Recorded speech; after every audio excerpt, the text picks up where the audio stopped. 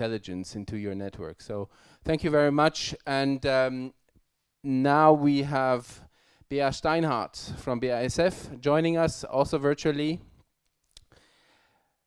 Bea, we are one big ear. We are listening to you. We are welcoming you to this online floor. And I wonder if you can hear us. Yes, I hear you. Fantastic. Welcome. Good. Thank you. All right. Just sharing here. Okay, there we go. Now it's set up. Yeah, hello everybody. Hello from BASF. And my name is Bea Steinhart. I work in in-house consulting in BASF. And first of all, thanks for having me. I would love to be there in Frankfurt with you. Unfortunately, I caught a cold, so it's better I do this remotely. Now, I would love to see you, see your faces, and interact with you while I talk. Now, that's not possible. But if you have any question, anything that comes to your mind while I speak, I know there's a moderator somewhere in the same room. So please just raise your hand, and I'm fine to accommodate any questions also in between. We just go ahead. All right. So the topic that I'm bringing along here is lean cultural transformation. And in BASF, we have a team of consultants that support culture and mindset changes in the organization. Now, when I say cultural transformation, what do I mean? So for us, this is really about reassessing the character of our organization. And that organization can be sliced or diced however you want it. So are we talking entire BASF? Or are we talking one operating division or one country, an entire region, as required? And for us, this reassessing the character is really about looking the mindset, looking at the mindset, the behavior, the values that we bring along in our work. And we typically ask questions like, so why are we in business? And what is the purpose here? What do we want the future to look like? Whom do we want to be in there? And this means reflecting and changing how we do things and how we work together. And this entire process of transformation is driven by leaders and teams equally. So it's really about creating a shared vision and aligning the values all together. So to now narrow down cultural transformation a little bit further, I want to put the spotlight today very specifically at transforming towards a culture of continuous improvement. So this is what this is about today. And I brought along a case study here from one of our operating divisions. But overall, when we talk about transformation towards continuous improvement, this is something that is not unique to BASF. And there can be many potential challenges that prompt a business towards saying, well, I want to look into this. I need to change towards a culture of continuous improvement. And what is that? So it's very often like it starts with a need for a step change, really, in operational performance, in process efficiency, in response to market dynamics and technologies that come up. Yeah, just think about digitization, innovation, agility. It's very often about the need to develop like a leadership culture and mindset towards continuous improvement. Are we able to spot the need for improvement? Do we have the openness to tackle it? How do we even tackle it? Yeah? So across the company. It's also about people collaboration across boundaries. The bigger the company, the bigger the silos very often. Yes, it's about overcoming that. Or to specifically address pain points that are there right now in mindsets or behaviors. Right? It could be that initiatives are not prioritized, that there is a gap in strategy execution, and so on. Just a couple of examples. Now, when you look at all those business challenges, very often, this is where Lean Six Sigma comes into place. Now, I guess that most of you have heard a word or two about Lean Six Sigma and that you are somewhat familiar with it. Lean Six Sigma essentially is like an improvement methodology. So this gives you the tools, the methodologies at hand to tackle improvement. So it helps you to identify and to eliminate non-value adding activities or processes. So that's what Lean Six Sigma is about, but it's more than a methodology. It's a very, very holistic approach because it involves leaders. It's also culture forming. It's about building up the capabilities to do that. And this is how these two things, transformation and continuous improvement, are linked inherently together with Lean Six Sigma. And Lean Six Sigma is not something new, also not for BASF. So it's been around for a while. And what I want to share with you now today is a case of an operating division that works with Lean Six Sigma for already 3 years. So there is an existing global and really large-scale program in this operating division. It's out there, it's running, and this business came to us basically in management consulting and said, well, still, we are in the process of cultural transformation. And how can we here reach maximum impact? How can we boost the execution of this? And now bear in mind, BASF is a global company. And we have our existing cultural footprint. So it's also not that for us, cultural or continuous improvement is the number one priority, right? It competes. It's in a competing place with many other cultural topics that are out there. I mean, just think also about safety, a big value for BASF, or digitalization, or sustainability. So we cannot pack endlessly more topics on top of that. So this is one of the big challenges, and I'm sure it's true also for other companies, and maybe it is familiar to you as well.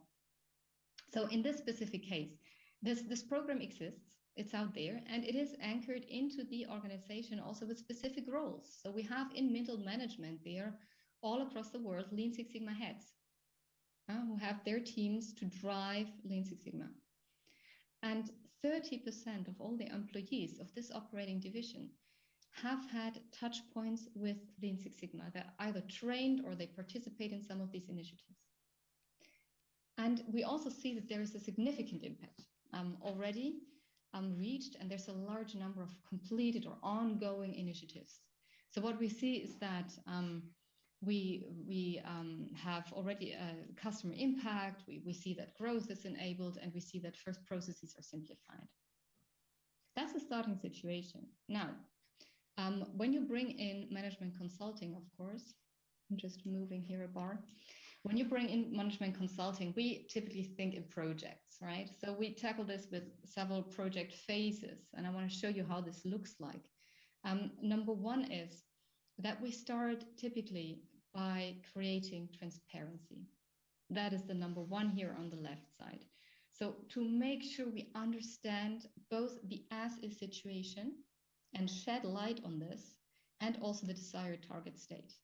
So we start with a Lean Six Sigma, in this case, cultural health check.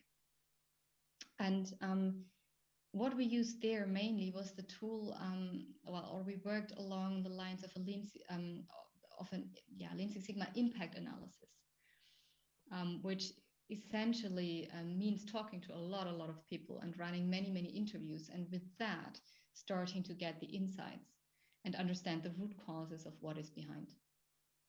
So when you have all these insights and you have this transparency, then we can move on and we move into the concept phase. So this is the solution finding. So here we start creating a roadmap, and we start to create this Lean Six Sigma change architecture. Yeah? So this is essentially about saying, so what are our solution levers? What do we need here to look at in order to advance towards the target state? So this is here part of this roadmap and the concept phase. And the third element, which is also really essential, is then to start this internalization. So not waiting for things to happen automatically, because they just don't. The concept itself doesn't come alive. So this is this first help in getting it done and making it really part of that business. And here we really need the leadership and the team to come together to understand what are the tangible measures that need to be set up, and how do we also follow up on that and reflect on the long run. So that's the idea here. Now I want to show you, for each of those, I want to show you just one glimpse into how this can look like in this specific case. So when it comes to the starting point of creating transparency with this health check, as I already mentioned, this is talking to a lot of people, and it's listening. This is the most important thing. It's understanding what the perception is. How do the teams and the people perceive the effectiveness of the program that is already there to create continuous improvement as a culture? And what is behind their perceptions? What are the influencing factors and the root causes? And what we found, and that was quite fascinating, is really that there are various challenges in implementation. And these challenges, I bet, are not only relevant for BASF. They are out there always.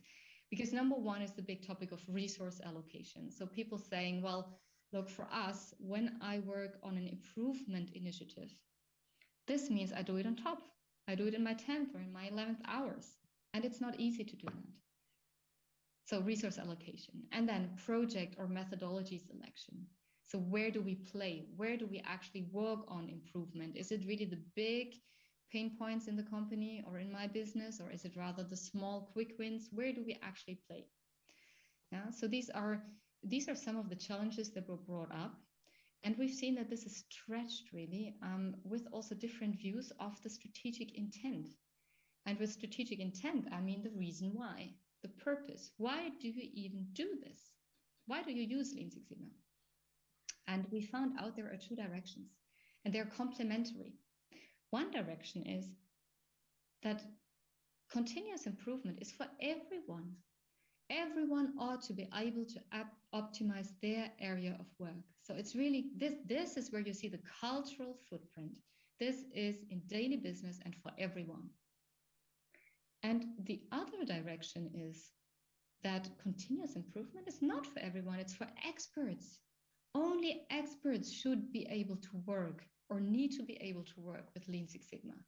And it's our strategy that defines where we play there for very focused improvement. So you can see how this is different. It's very selective. It's very strategic deployment. And the cultural footprint on that hand side in this direction is much smaller. So this was one of the big insights that we created here, and where we said, okay, so what do we do with this? And we started playing, and this is where these solution levers come into place, and this Lean Six Sigma change architecture, where we said, actually, if we have these two strategic directions, what does this mean for such a program? Because usually when you think Lean Six Sigma, this is always described as one program. But how can it be if you have two different strategic intents? And then we found out that for every single element of such a Lean Six Sigma program, actually, this strategic intent really has an impact and a consequence. And I'm really talking meta level here. So in a Lean Six Sigma program, when you think about, how do I identify and choose my improvement initiatives and my projects there? How do I set up such projects and staff them, for example? How do I train my people? How do I give recognition? How do I communicate? Now, all these elements of such a program, they look completely different. If you design that, if you gear that towards this direction of for everyone, or if you gear that towards this direction of for experts. And this is where we then said, okay, let's stop having one Lean Six Sigma program, which is stretching us too much. But let's have rather these two directions, and we gear everything 100% and very consequently towards those. And this is really the new thing. It's it's not stopping what you do, but it's sharpening and increasing the focus. And in this very third element here of such a phase in transformation, when we think about internalization, we then, of course, we needed executive management buy-in for this overall direction of saying, well, we have a need here to sharpen. Yeah? We need to overcome this stretch. And then it's about sitting together with teams and hammering out those tangible measures. What do we do now to sharpen? Which direction do you want to go? What is your emphasis? How far do you want to go there? And what does this mean? Therefore, how do you need to tweak? What do you need to adjust? And you come up with a list of measures. So we made this very, very tangible. And this is in implementation, like with immediate effect. There is no reason why anyone would need to wait. So that's basically the idea here. It's really about sharpening. And what we found in this entire process, so you have an operating division, they start working with Lean Six Sigma, they want to go towards a culture of continuous improvement. It's clear that this is the journey, absolutely clear. And we do have experts on Lean Six Sigma all across the board. I mean, we have them sitting in the businesses. We have them also, we also have Lean Six Sigma consultants as well. But we also still, we all recognize that it was a real asset to come here more from a perspective of transformational change. And why? So what we've seen here is that beforehand, it was more the thinking of, well, let's go the standard Lean Six Sigma way. There is a lot of knowledge and expertise on how it should be. What should such a program look like? What does Lean Six Sigma need? And you see here, the usual description is, this is a management responsibility. It involves everybody. Yes, it provides the methodologies to tackle improvement of processes. It builds the capabilities to foster the mindset, and it helps you to actually eliminate some of the activities that you don't really need. So it helps you get more efficient. But all this is all centered on how should it be. And when you come in with a different perspective and you switch around and you say, let's look at this from a perspective of sustained behavioral change. What does it take to get that? Then we get a different question. And for us, that question was really, how is it working and how is it perceived? And there is no judgment. And that's really important for me. There is no judgment on the how is it perceived, because the perception is valid. So let's face it, let's look at it, and then start working with this.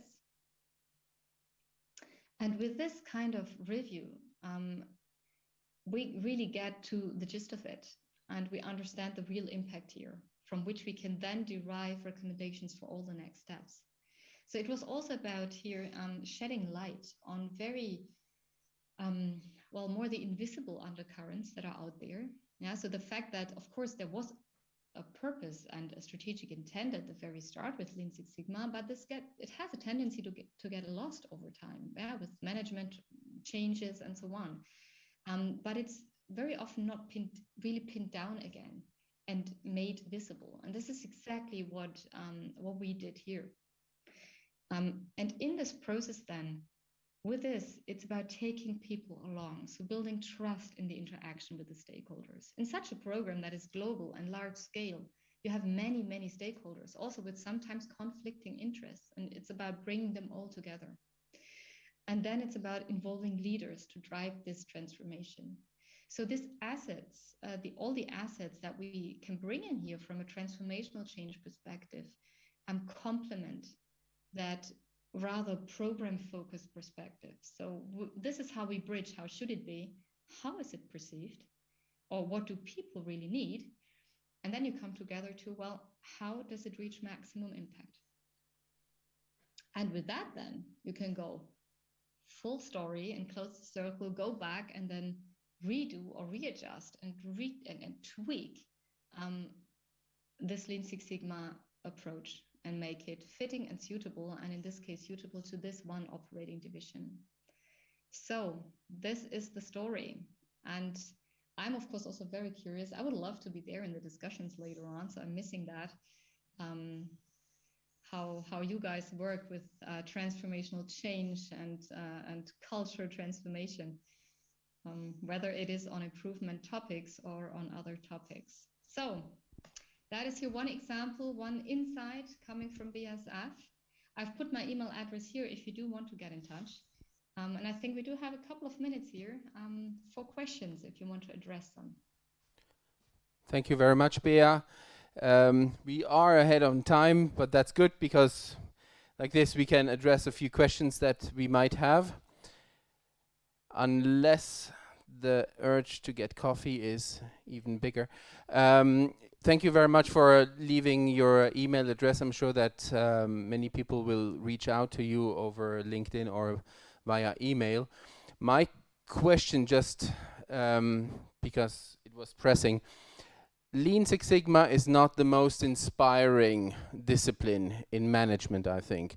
How do you bring, I have one smile at least there. How do you bring inspiration to your teams when you are actually in a change process? Specifically for Lean Six Sigma or in general? In general, while using Lean Six Sigma, because nobody's going to say, "Way, we're going to have Lean Six Sigma in the company." So how do you bridge this gap in perception? That is really a good question. And you know, this is one of the challenges I think that Lean Six Sigma has, because I guess no one doubts that without leadership backing, Lean Six Sigma cannot be successful. So one of the first elements for us here is to ask leadership, to go to executive management and involve them and say, well, what is your perception? And what do you think? And what is Lean Six Sigma to you? We ask this all across the board, across the entire organization, across all the hierarchies. And with that, then you get all the puzzle pieces together. And this is also very often then relying on the very individual viewpoint of a leader, right? You do have leaders who really breathe Lean Six Sigma themselves. That happens. I mean, not only Jack Welch out there, right? There are more of them. The danger is then when you have a change in leadership, someone else takes over, and all of a sudden Lean Six Sigma is not a priority anymore, and it is stuck in middle management. Yeah? And then your question of how do you still get leadership, do you get resonance with them, is absolutely valid and crucial. And this is why we believe the model that we have here created is so relevant. It really, really helps us to do exactly that. Because with this, we can make Lean Six Sigma pragmatic. You know, we move away from this, wow, it's one global galactic program and it needs tons of investment and so on, and rather become very tangible and say, yes, there is a cultural element to it, but there you go lean. You have to be lean if you want to go broad with culture. And if you want to go really focused and strategic, well, then you go more towards the Six Sigma elements and you choose that. And this is where leadership comes in to give the priorities on where improvement really matters. And with this differentiation, basically, we feel that we get the ear also of executive management. They were definitely in there. Also because they want to know, what do our people think? What matters to them? Let us not create a program and just, you know, throw it out there. What do they want? What do they say? So this was exactly one of the, in our executive management, one of the first things the leader said in terms of, well, can we please first talk to the practitioners of that, to those who run improvement? I want to know what they say. And with that, we have the ear. Thank you very much. You bring some tangibility to organizational culture. Stay well. Thank you for participating, Bea, and I hope to meet you next time in person. Enjoy your coffees and take care. Bye-bye. Bye. Thank you.